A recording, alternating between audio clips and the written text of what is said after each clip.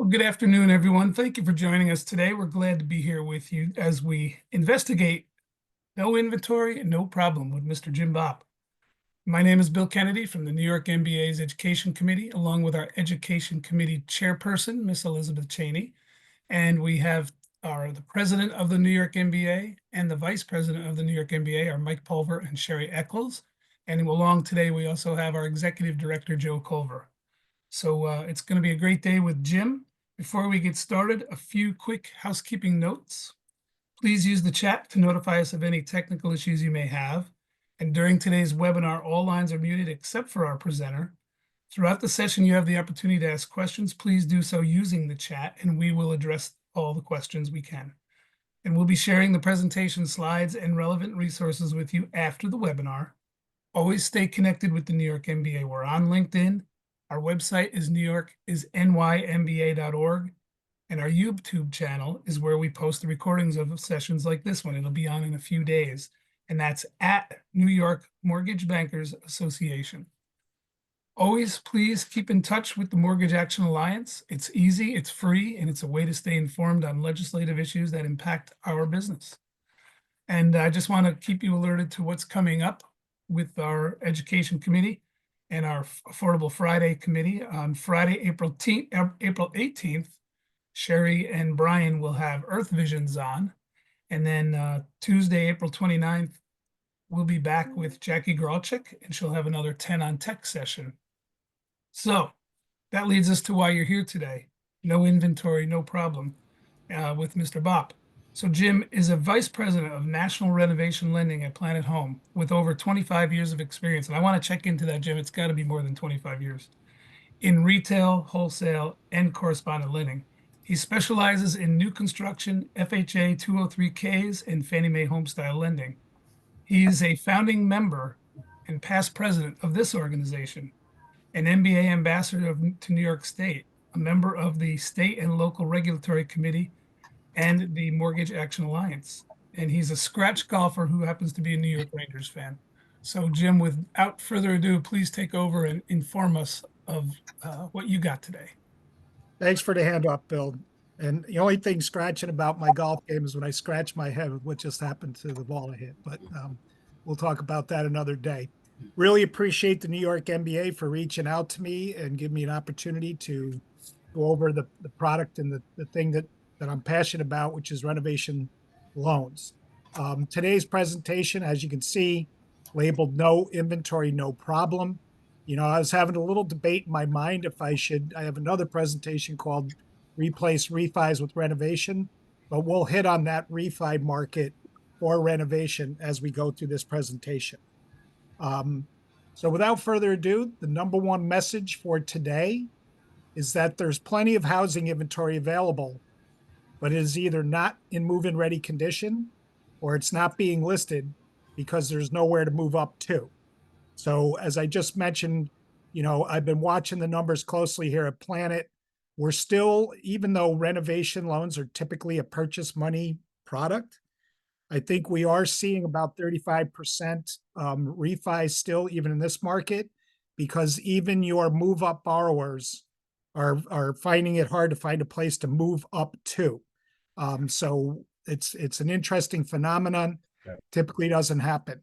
And I think with rates, you know, even those people that are locked in, if they want to fix their house or get to that next level house, they're going to go ahead and fix up instead of move up. But there's a lot of inventory out there because we'll talk about the current market conditions, customer and lender benefits, product solutions, origination strategies. And if you're not already doing them, how to start a renovation program or what to think about. And if you are already doing them, maybe putting a focus on them in the spring market for 2025 and beyond. I'll also just say that we just had our biggest month ever in renovation new business here at Planet. It's pretty amazing that it continues to grow in this market. So what is this market and where is this inventory? The median age of a home in the United States is 43 years old. So those aren't new homes. You know, I always think I live in new construction. Only problem is, the only reason I think that is because I moved into my house when it was new. It's now 30 years old, and we've done just about everything to it. Roofs, hot water heaters, all kinds of stuff, new air conditioning units. So a 43-year-old home, if that's the median age, that's not a new home. I assume many, or if not all, people online are on the East Coast. We have the oldest inventory, obviously for obvious reasons. And, about 67% of all the 203Ks are done from Baltimore to Boston. So the old housing stock is what you want to look at, but it doesn't have to be 1700s. It could even be 1960s, 70s, and in that era. Builders still struggle to build entry-level homes at an affordable price point due to rising costs and regulatory barriers. I think everybody's over TRID and coming up with the TIP, the total interest paid, and some of those challenges we had back in 2014. But I still don't think there's the secondary market for these types of loans. I think your construction largely done by banks and credit unions, and builders are really not building affordable price points. It's just hard for them to get a house in most markets that just meets that first-time home buyer criteria, at least a single unit type home. I know here in the Albany, New York area, I think there's not really builders that build anything under 350, where there's some places you can get a home in the high 200s or even low 200s in the area.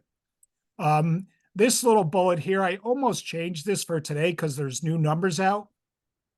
But US homeowners, they said we're going to spend $475 billion in 23-24. That's obviously over. The Harvard Joint Commission on Housing, wherever this is quoted from, or Joint Center for Housing, just came out with their new numbers. They're predicting that the home improvement industry going forward is going to be a $600 billion a year industry. And the reason I bring that up is because many people look at, obviously we all like to go after the real estate agent business, but there's a huge market in the home improvement business. In that number of 600 billion, that's really just the home improvement portion. That doesn't include a first mortgage refi. That doesn't include the purchase money portion of a renovation loan. And I think the more exciting number on this slide is 82% of millennials say they'd be willing to buy a fixer-upper. And quite frankly, fixing up a house is a young person's game anyway. So that's good that they want to do that. So lack of entry-level new construction we just talked about. I talked a little bit about TRID, got ahead of myself here. But borrowers wanting and needing to change their homes as a result of COVID, I think that's a little dated too on this presentation, but I will say it does go back to if you're in a hybrid work situation and you need an office and you never had to have one in your house before, you might want to spend some money. We're probably going to talk a little bit about ADUs, accessory dwelling units, elderly parents may be moving back in, and so on and so forth. So there's still changes people want to make to their home to make it the way they need it, not the way it is today. I do believe there is still multiple offers and bidding wars. And I think the move-in ready homes go very fast. And in my view, even if interest rates go down, which it looks like the 10 years down, I think I saw it today at 413. So rates may be heading down a little bit. In my view, all that's going to do is make the move-in ready homes more competitive to go after. I think you'll get more multiple offers, cash offers, non-contingent offers, and things like that. So I think that's still out there. Locally in the Albany area, I listened to a talk radio show. They have 518 Realty on every weekend. And they were talking just this weekend that just last Saturday that a move-in ready house in the Albany, Schenectady, Troy, Saratoga region goes in under 3 weeks. We're talking about it used to take sometimes 4 to 6 months to sell a house. And we'll talk about that because that's not out there anymore, that time frame, unless the listing really needs some help. Housing price inflation, don't need to talk about that too much. And then millennials with student loan debt. So whether or not it's forgiven or not, one of the things, qualifying first-time home buyers with student loan debt, we'll talk about that in relation to this financing up to 6 mortgage payments. And right here, I would just say that's also an old number. As of Mortgage E-Letter 2413, which was last July, that got put into effect in November of 2024. FHA moved to the ability to finance up to 12 mortgage payments into a loan on a standard 203K. I don't think you're going to get that done in too many purchase money mortgages. I think the only place you're going to see 12 payments be able to be financed is probably on a refi. And by the way, there are a lot of people out there advertising that that FHA has a new program where there's no mortgage payments. That's not true. It's not that there's no mortgage payments. It's that you can finance up to 12 mortgage payments. Hold on a second, folks. So that 6-month figure has changed. And then the other thing that's changed is you have 9 months on a limited 203K and you have 12 months on a standard, which I think we're going to hit. So benefits to the borrower, right? It always starts with the borrower. If you have a product that doesn't work for the borrower, it doesn't matter what it is. You're not going to write any loans. So from a sales training standpoint, my battle cry is always to people, let the borrower pick whatever improvements they want to do. Don't limit what they're doing. Let them dream big, because in my view, the more improvements they can do, let's face it, the mortgage process isn't a lot of fun. And while they're at it, they might as well see if they can get as much home improvements as they can get. And oh, by the way, that means you get a bigger loan. And with renovation loans, typically, if you're doing renovation, not rehab, your average loan size is going to be 25 to 35% higher on your rental loans over your normal book of business. If you're doing REO and foreclosures and distressed properties, that might not be true. But if you're doing truly renovation and not rehab, you're going to find that your average loan size is going to be quite high. People can buy the location and the price and make the house the way they want it to be after closing. So there's still a lot of folklore out in the industry, like I got to get all these repairs done before the closing. No, that's the whole purpose of the program. The seller gets to sell the house in its current condition and gets to walk away from that house. And the new buyer can come in with new enthusiasm and fix up the house. Opens up more inventory with a lower sales price. Typically you're getting that home that not everybody's competing to because it needs work or wants work.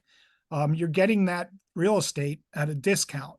So with that lower sales price, they start out a lower base amount, and then what you do is give them the money for the home improvement project. You have one closing for the mortgage and the improvements. And then you can also create equity on a purchase.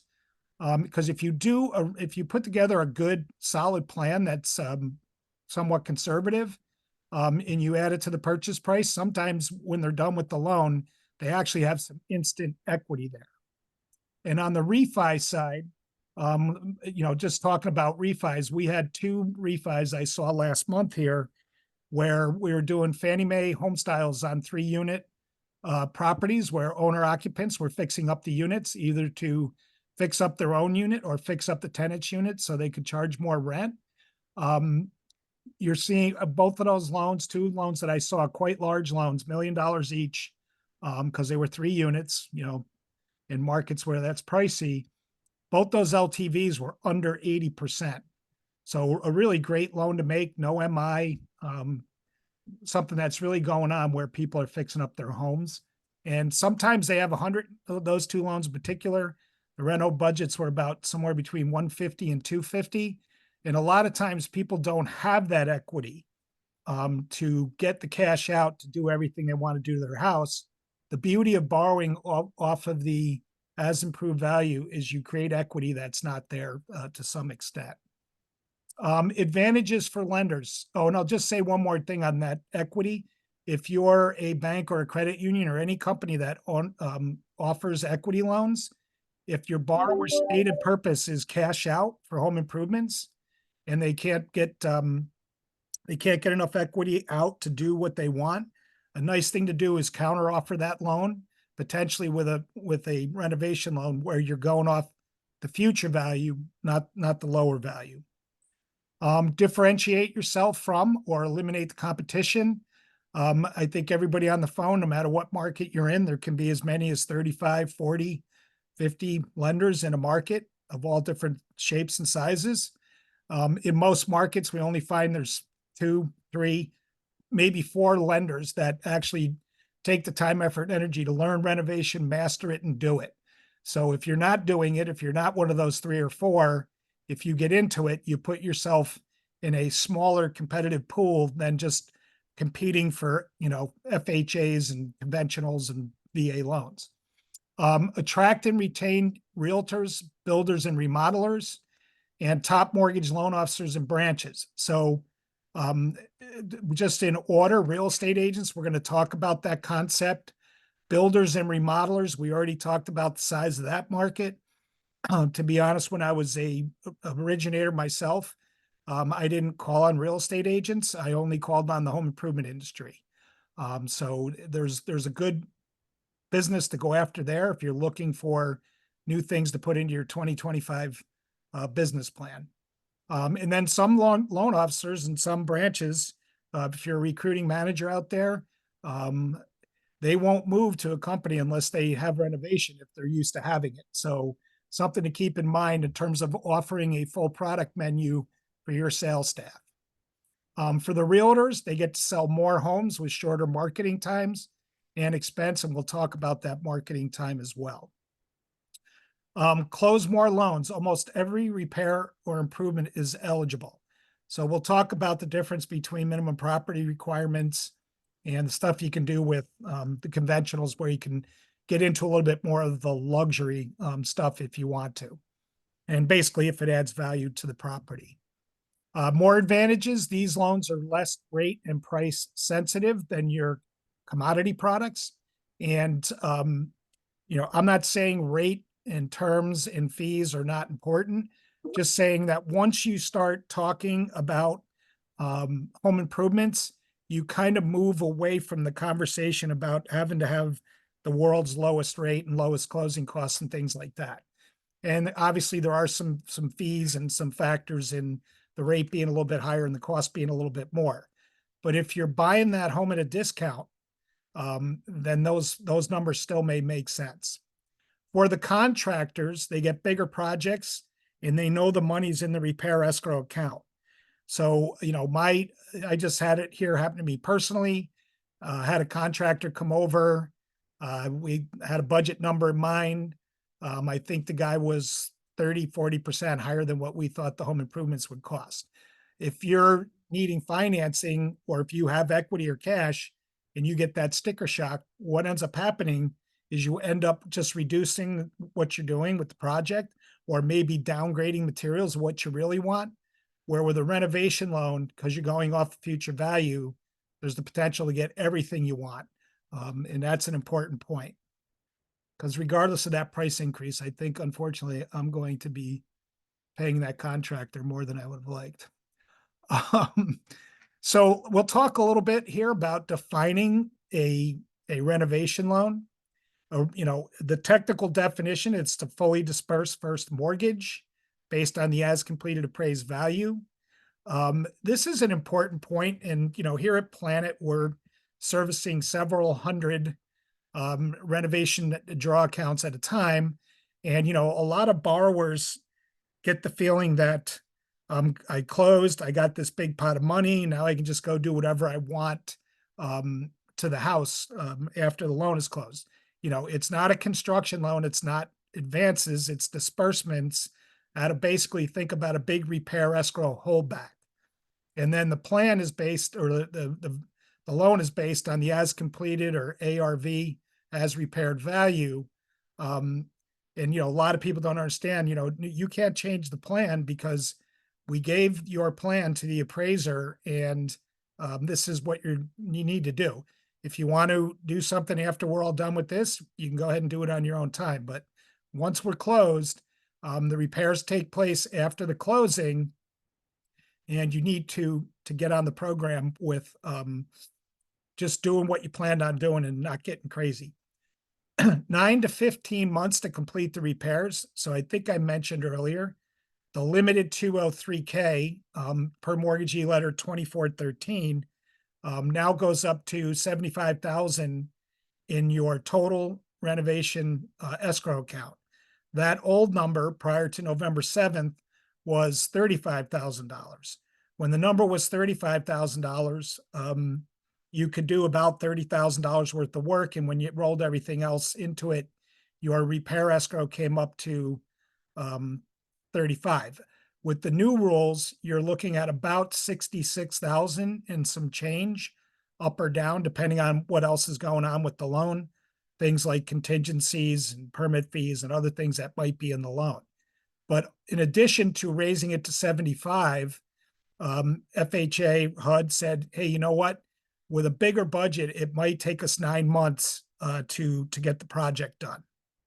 On the standard 203K, they now go to 12 months to complete the repairs. And that 12 months is also if the house, if the consultant says it can't be occupied or it can't be occupied, and that 12 months also coincides with the number of payments. Excuse me, it can only be you can only do that if the property is going to be uninhabitable to complete the repairs. Fannie and Freddie both go to 15 months. And I really don't put a lot of VA stuff in here, but VA, that's also open to interpretation. Here at Planet, we allow for 4 months and 75,000 in repairs. So part of these longer periods too, this 15-month with Fannie and Freddie, I think that really kicked in due to COVID and supply chain issues. And they were just getting tired of making extensions at 12 months. So they gave us a little more wiggle room. And I don't think that's a bad thing. Some of these big projects we're having, they're taking all of 12 to 15 months between permits. And if you have a big project, it's not uncommon for us here at Planet to see a home improvement project in the 125, 150, 250 and up. We see them 450. I think I had one this week. Home improvement budget 600,000. The amount of money people are putting into their homes is quite substantial. And then the money's dispersed from the escrow upon completion and the inspection of the work. This isn't really a how-to presentation, but there are abilities to get monies up front at closing or prior to the work beginning. Those rules are unfortunately different from product to product. And if we ever want to have a mechanics presentation, we can do that. But getting those at closing disbursement rules correct is a critical function if you're going to do that. So the 203K standard and limited, basically credit is credit, income's income, LTVs are what they are. You can do purchase and rate and term refis. They're actually, all renovation loans are pretty much classified as limited cash out refis, unless you're doing the VA reno, which is you can have a cash out refi with the reno. That's a little different. But when they say limited cash out refi on home styles and other loans, what they're saying, the limits of the cash out, they go into that cash out goes into the escrow account. Unfortunately, 203K is limited to primary residents. Through the MBA, we would like to see them bring back the investor, but I don't think that's going to happen in my lifetime. 1 to 4 families, unit properties, condos, manufactured homes, and mixed use. I can only speak for Planet. We allow for manufactured, double-wide manufactured homes on all of our renovation lending programs. Unfortunately, in New York State, and our MBA, New York MBA folks here, Joe, could probably opine on whether or not we have a title surrender law yet in this state. But almost everywhere else in America, we're doing some manufactured homes on land that are real property. FHA MPRs do kick in. There are no luxury items. The one change that's been done, it's not even recently anymore. You can fix a pool and there's no $1,500 cap if it needs to be repaired for whatever reason, but unlike the Home Styles and Freddie Choice, you can't put a pool in. We already talked about the 9 to 12 months, and we already talked about the 12 payments. So again, I see if you have a lot of equity and you're doing a big project and you have to move out of the house, you can finance those payments in there. The only other place I could see this working, and I haven't seen it yet, is I could see a good neighbor next door where you're getting a 50% discount. You might be able to get in more than 6 payments. But obviously, all these things are subject to the max mortgage worksheets or calculators and your appraised value coming through to support the loan. Disadvantage of the FHA, this is another thing we're working on with the MBA. We'd like to see FHA either reduce or eliminate either one of these MIs to make it more competitive. I do think between Homestyle and Freddie Choice and VA, I think they're doing more loans than FHA. Unfortunately, I still haven't seen a kick out that FHA is not the program of last resort. So we'll talk a little bit here about Homestyle and Home Ready and Freddie Choice Renovation and Home Possible. So typically when I talk about conventional reno, I am talking about Fannie Freddie every time. Just Homestyle being around forever and me having it forever, we term things a lot like Homestyle.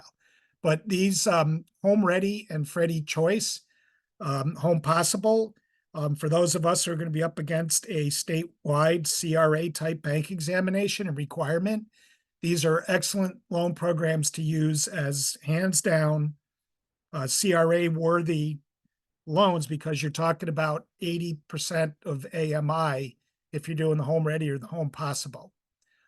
So obviously you have to have credit, conventional credit, income, DTIs, etc., and then you get purchased and limited cash out refis. Primary residence, and here's where you get a little departure. Second home market. On a second home, you can go up to 90% LTV off of the as completed value. So if you happen to be in the Catskills or the Adirondacks or anywhere in the Finger Lakes or anywhere, wherever you're listening, and you have lakes, ski mountains, golf courses, whatever you have, second homes is a viable product to use with the Homestyle and with the Freddie Choice. And then you also have a single family investor that goes up to 85 LTV. I will tell you where the people that are using this product typically put that single family investor at 75 LTV so that they can avoid, number one, MI, and number two, a loan level price adjustment for having an investor loan over 75 LTV. So it can save, I believe, a 2.25 LLPA. We don't see a ton of either of these, but we see some here and there. 1 to 4 unit condos and manufactured homes again. On the 1 to 4 unit, Fannie Mae back, I think it was last September, might have been later than that. They went to 95% of future value on 2s, 3s, and 4s unit properties. Freddie hasn't followed them yet on those LTVs, and Fannie will also go to 97% LTV on a 2, 3, and 4 if it's a first-time home buyer or if it's a Home Ready Homestyle. So if you're in a market that has 2s, 3s, and 4s, that might be a product you want to look at to get some really competitive against FHA. Before Fannie did that, anybody who wanted a low down payment, high LTV, 2, 3, or 4 family home had to really put more money down. To be able to go to 3% or 5% to get into a 2, 3, or 4 family is pretty amazing. You have no MPRs, so no minimum property requirements. And, a lot of lenders come at us and go, if a appraiser or a consultant, when they're involved, or an underwriter sees something they don't like in the appraisal, a lot of people say, well, there's no MPRs. But on the conventionals, when the loan is done, you're supposed to have no condition rating worse than a C4. So no C5, C6. So although there's not MPRs, it doesn't mean there can be things wrong with the property and you're still going to get it approved. So just keep that in mind. Already talked about the 15 months. Financing up to 6 payments. Another thing we're asking Fannie and Freddie to look at is can they go to 15 months, which I think would be crazy, but or at least go match FHA on the big projects if the people can't be in the house. But right now you're talking 6% mortgage payments or 6 mortgage payments, excuse me, financed. Again, if the property can't be occupied during the improvements. Mortgage insurance over 80 LTV and cancelable MI, and then no MI under 80%. I will tell you from time to time, we do see people come back at us on the conventionals. I know my good friend, Mr. Kennedy, doesn't want to hear this about MI, but you do see people come back sometimes and do a recast when they're done with a conventional loan because they may have money left in their contingency. And again, if they've done a good project and they've leveraged for higher LTV, they might be able to take care of might be able to take advantage of MI cancellation at that point. Eligible improvements. I said at the opening, pretty much anything that you can think of, you can do with one product or the other.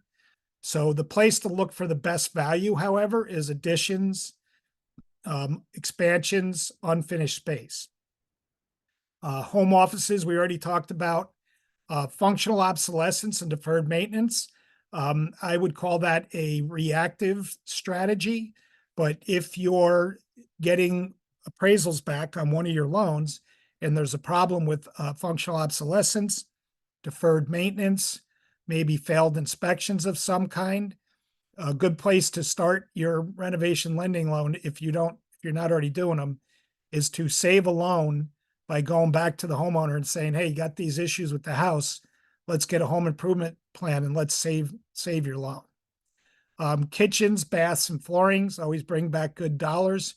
Replacement of mechanical systems and appliances.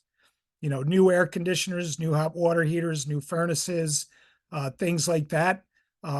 Especially in the age of wanting energy efficiency and your cost of your monthly utilities going down, it's a good thing to do to look at mechanical systems and appliances. The other thing, if you replace mechanicals and appliances, you're especially if it's a first-time home buyer, you're really helping them potentially not have a big repair right after they've just getting used to being a homeowner. If you're getting new mechanical systems, you're probably setting them up very well for at least, God willing, 10 plus years of not replacing any of those systems.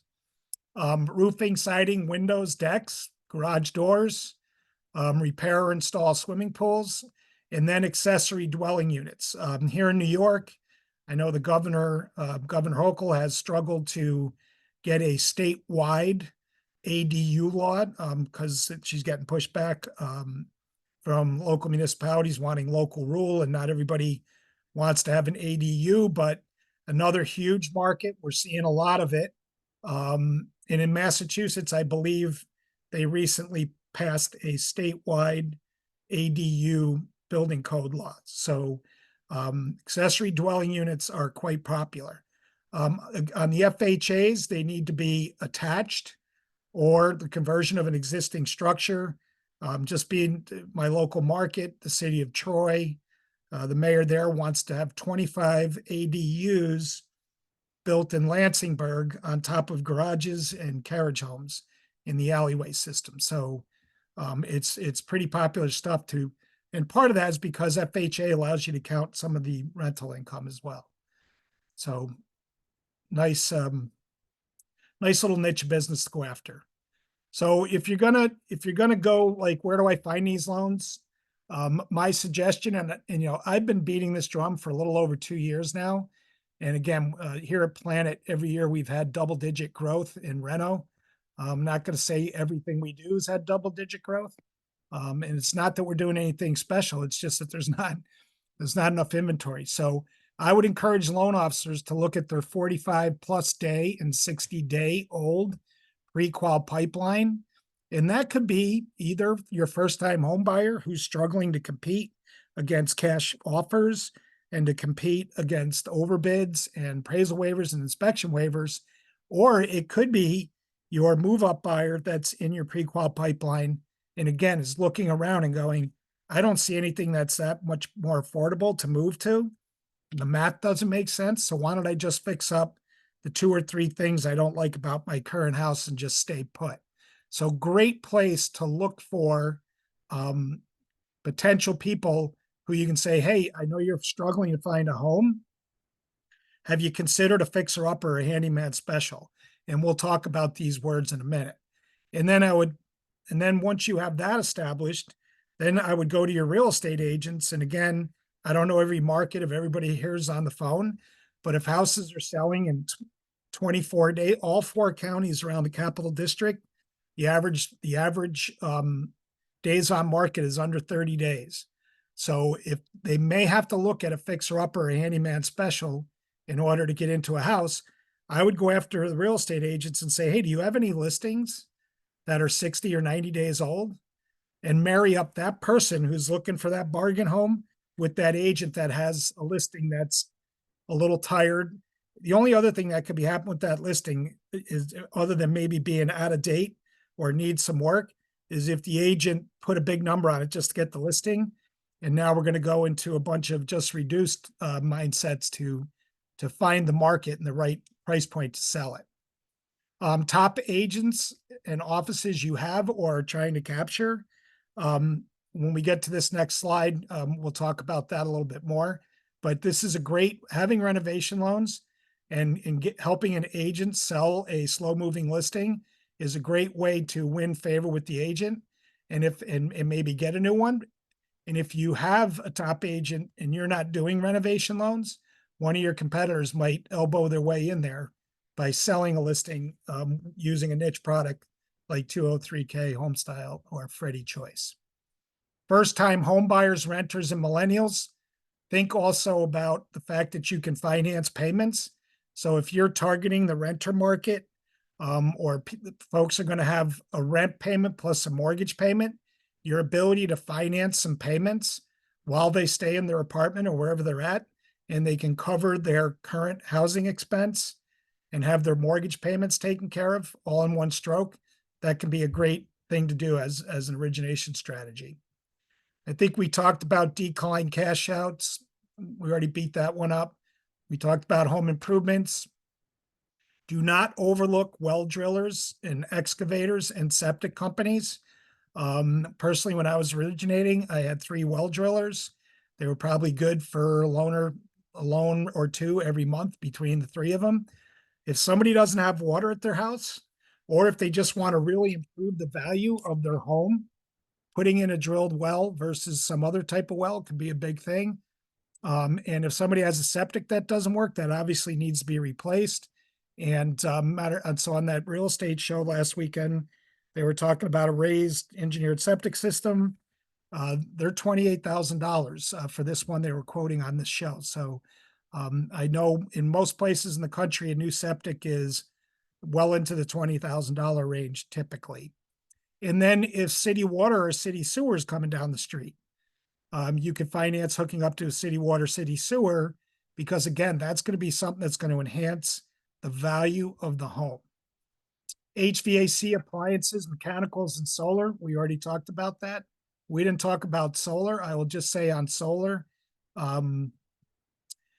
if it adds value to the house, then it's something you can typically do. Now, the FHA has an EEM. Fannie and Freddie both have energy products. FHA has wind and solar with no energy rater because they assume that the solar and wind is energy efficient. And if you want to get into those types of programs, that's a little nichey and a little wonky to get into that. So we could talk about that offline or questions. So going after these real estate agents, these words right here, and I'm not going to go over every one, we can all read them, but these are the code words that tell you my listing needs help. Some of them are pretty obvious, but I'll just hit on a few. Has potential, means it's not what it could be, but if you had a renovation loan, we can get it there. Unfinished anything, that means the appraiser potentially is going to be able to come in with more GLA and more room count, and it's going to pump your value up. Cash only, that's telling you that the people in the real estate office don't think that that house is going to be able to get FHA, Fannie, Freddie, VA financing. They think the agencies, the only way you're going to buy this house is with cash only. That's my view of that code word. Room for expansion, always good. More square footage, bigger appraisal. REO and state and tax sales, obviously they're, empty houses, maybe boarded up. They're not going to get regular financing unless you're going to get them fixed up. And then we talked about manufactured, seasonal homes, single family investor, and mixed use. On the mixed use, that's FHA 203K. Fannie has a mixed use as well. The FHAs, what we typically see is a storefront and 1 or 2 apartments above it, sometimes 3. On that one, the rules used to be kind of convoluted. You had to know the number of stories and the percentage and all this stuff. Now, on a mixed-use property, as long as the residential portion of that property is 51%, you're good to go. So a lot less to remember. On your Fannie Mae home styles, and I'm not sure if Freddie has a mixed use, but on the Fannie Mae, it's a little different than FHA. The mixed use property has to be occupied by the business owner, where your 203K doesn't really have to do that. So if you're sitting here and your company's not doing these loans yet, or if you have it and you're not doing a lot of it, my view from doing this forever and ever in the correspondent world is it all starts with senior management or ownership of the company being committed to renovation lending, because there are extra mechanics, extra work. There's some risk considerations that you really need to dial in on, but you need to have support, in my view, as high in the organization as you can have it, so that there's resources and time, effort, and energy put into that, so you can pursue this business. I can tell you here at Planet, we have it from the very top all the way through the organization, is very, very pro renovation lending for obvious reasons. Identify your key lending members, like all things.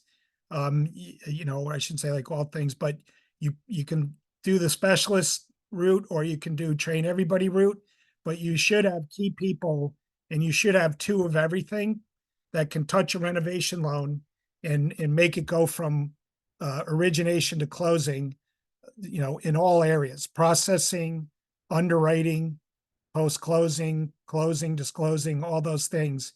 You really want to identify some key people, and especially in the early going, is keep the loans touching that team, in my opinion, because until you get a little bit of practice, you can learn faster if it's a smaller pool. Sometimes when we see branch processing or pushed out to everyone, then you get hit and miss expertise at the branch levels. Product selection, you have to think about what you want to do. 203K only. Some companies do limited only, limited K. Whether or not you want to do VA, because VA, you don't get your VA guarantee. There's a lot of things you need to walk through, like what are we comfortable with? What do we have the underwriting talent for? So on and so forth. So product selection is important. Personally, I obviously think if you're offering one reno product, you should offer them all, because you're going to run into different scenarios and different borrowers where the different products work. Delegated versus non-delegated. If you don't have the underwriting talent and you want to go the non-del route, obviously that's an open route. And of course, there's broker available too. There are wholesalers that do broker reno. We don't do that here at Planet. We do have delegated and non-delegated. Contractor validation process and project review. Contractor validation is important. You want to make sure the borrower is getting a properly licensed, properly insured contractor. And you want to make sure they're getting one that is does contracting full-time for a living And then lastly, does projects that are similar to the one they're proposing. So for me, if I have somebody who is only doing, 15, 20, $25,000 projects, and I'm the first person they're going to be doing a $200,000 addition with, I'm going to have a little more scrutiny and a little more gut check there to say, hey, wait a minute, you've never done a project this size, and now you're going to be on my loan. We may not find that contractor acceptable, right? And by the way, just as a side note, there's no such thing in my view as an approved contractor. As a lender, you want to stay out of saying that word. You want to say, we looked at your contractor, we screened them, we found them acceptable for your project, but we didn't approve them because you don't want to be a holder in due course. Then you look at best efforts or mandatory executions, depending on your investor. Those executions can be different. If you're holding them, obviously you don't have to think about this. But if you are going to sell them off, you need to think about your partner, your investor in these products. And that's an important selection because as a niche product, it's not always all about pricing. Sometimes it's about execution. My personal opinion, 203K, standard 203K and conventional renovation loans with a consultant is the best path to take. I do understand that there's a shortage of consultants. We've been begging FHA to get back to training them and growing that database. I think in the country there's 900 where there used to be 2,500. But to me, the consultant is your partner that can educate the borrower, the builder, the realtor, can work with processing, underwriting, and give the paperwork to the appraiser that gives you the best shot that your as completed value is going to come back. On the conventional rental loans, I can just speak for us.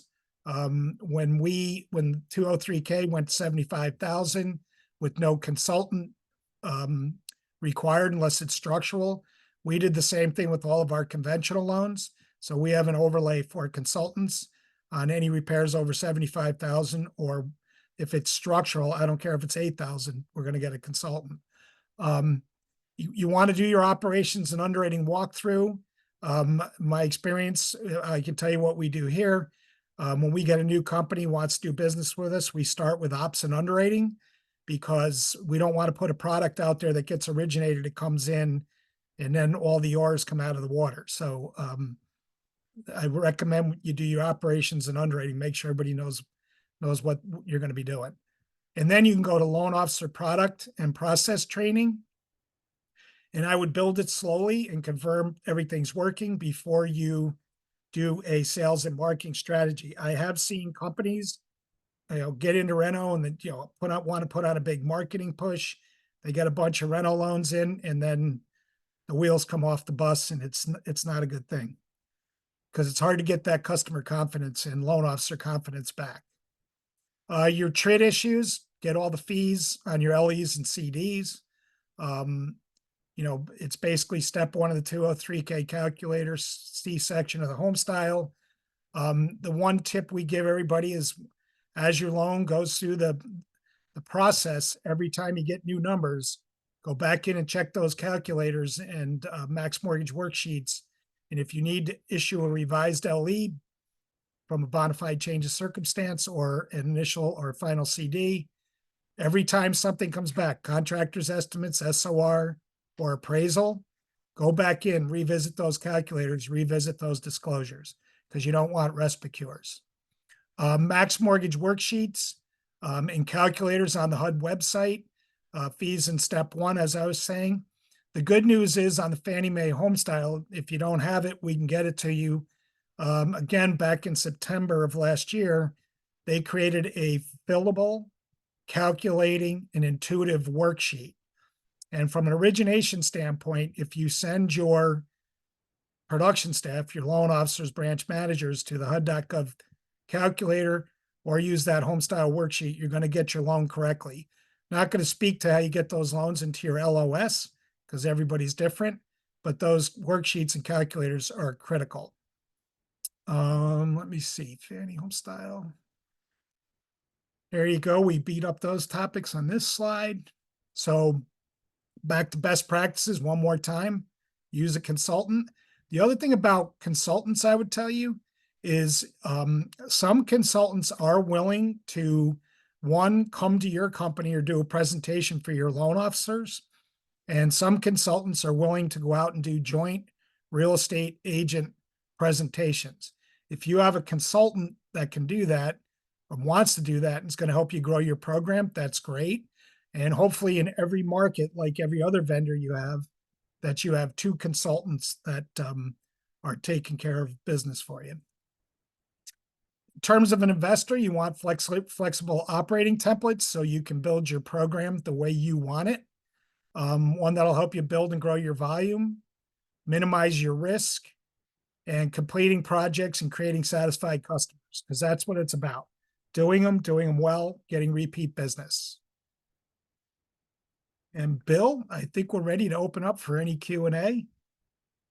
All right. Any questions in the chat? There does not appear to be any in the chat, Jim. You did a very good job of explaining. I'm sure that's why. I think you made a great point on, I circled a couple things like home improvement based on current value, reno based on improved repairs, improved value. Yep. And the point about the move-in ready homes going to be so competitive versus a fixer-upper, if you will. Yeah, Good points. the real key there is, back to some of, I know New York MBA does a great job having their Affordable Fridays. New York State, we're going to have a CRA type bank, examinations even for IMBs, non-bank lenders. You're getting that house at a discount, but you're also getting the house with less competition to win that property. So if you go after those listings with those buzzwords in there,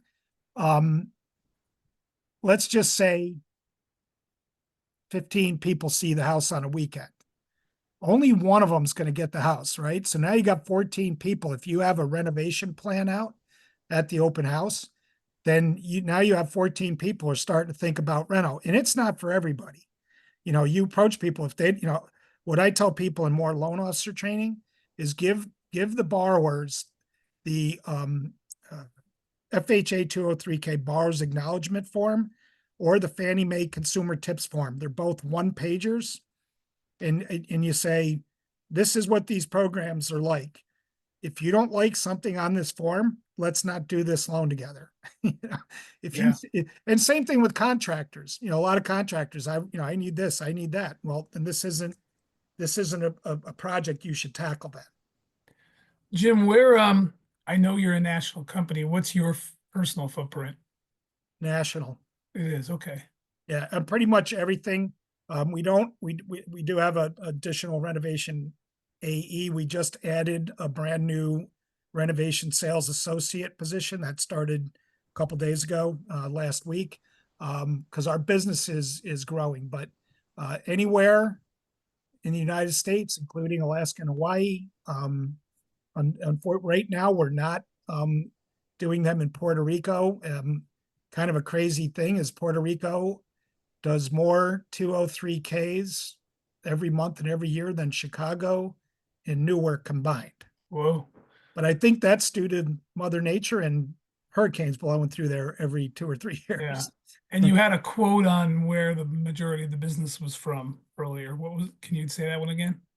Well, the East Coast, if you look, at least in terms of 203K, right? So most markets east of the Mississippi, we understand our collateral's old. And really, if you look at the Philadelphia Homeownership Center, endorses 67, typically 65 to 67% of all the 203Ks in the country. So it's pretty much Baltimore to Boston, maybe as high as Bangor, Maine. But that's, we know we have old collateral, we work on it. And you tend to see more 203K. I think over in west of the Mississippi, you tend to see more conventional if and when you see reno.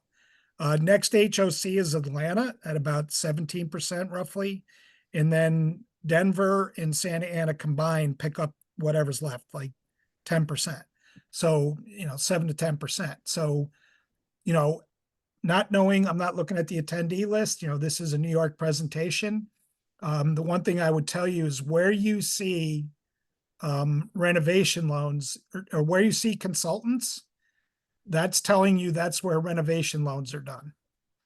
And there's a spray map. It's on this PowerPoint presentation, how to find a consultant. You just look at the map, they geocode it, and it's kind of like a heat map. And you'll see on the East Coast, tons of consultants, Florida, around Atlanta. You can see the pockets where a lot of reno's done.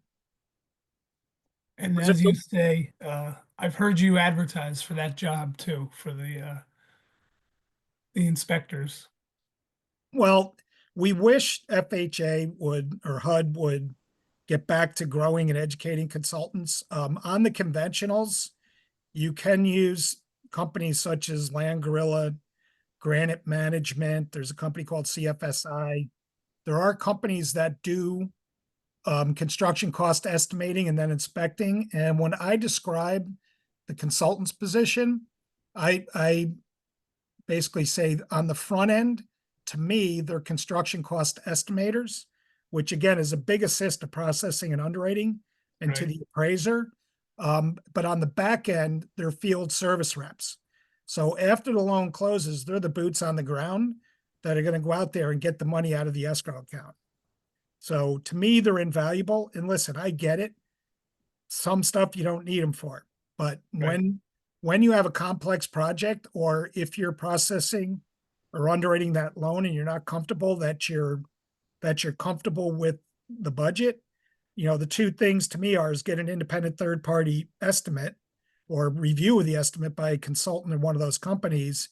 Or your other option is to, and we advised a lot of this around COVID, and I'm starting to advise it more because, let's face it, none of us knows what's going on with tariffs. Bump up your contingency reserve. All these loans have 10% contingency. Even if it's not required, go to 15%, because 90% of the borrowers use some, if not all, of their contingency. And on the FHAs, you can go as high as 20% contingencies. We cap the contingencies at 15% on the conventionals. But if you're not, if you need help with those budgets, these folks are what you want to be getting involved in your loan. Right. Well, great job, Jim. As always, we appreciate it. And I think you did a very good job of explaining everything, and hence the lack of questions in the chat. And everybody keep in mind, as I mentioned earlier, we have a few more sessions this month we have to see you at. Affordable Friday on the 18th, and then Jackie Gralchik back with her great 10 on Tech on the 29th. Jim, do you have any departing words of wisdom for us? No, I'll end where I started. There's plenty of inventory out in the country. I think the number was obtained from a report I saw. There's something like 24 million homes in the United States that are over 40 years old. Wow. Builders, they could build 2 million units a year, and it's not going to get us back where we need to be. So I'd strongly encourage you to look at properties that are in need of or in want of repair. And by the way, as we go through these cities and towns and wherever, and we fix real estate up, it also helps other appraisals and other values. So it's a couple of pieces of paper and a worksheet. And with all the stuff that we go through in this business, I don't think a couple of pieces of paper are going to kill anybody. Because if it would have killed us years ago. We're stronger for it. Well, thank you, Jim. And All right, guys. Joe, unless you have any other closing words. I don't, other than to thank Jim as well Absolutely. for the level of detail. And just to remind everybody again, within a couple of days, this session will be posted out on our YouTube channel. So folks can go back, they can view it, let others in your company know about it. Anyone has the ability to go in and view, pull the information, follow up and contact Mr. Bopp if you'd like to have your company start down the path and get a little bit deeper into this process. And as Jim said, most importantly, getting your senior management team or your president of your company, whoever is the decision maker, to let them see all of these advantages that are out there that can produce additional volume in a tight market. So really, really good information, Jim. Very well done.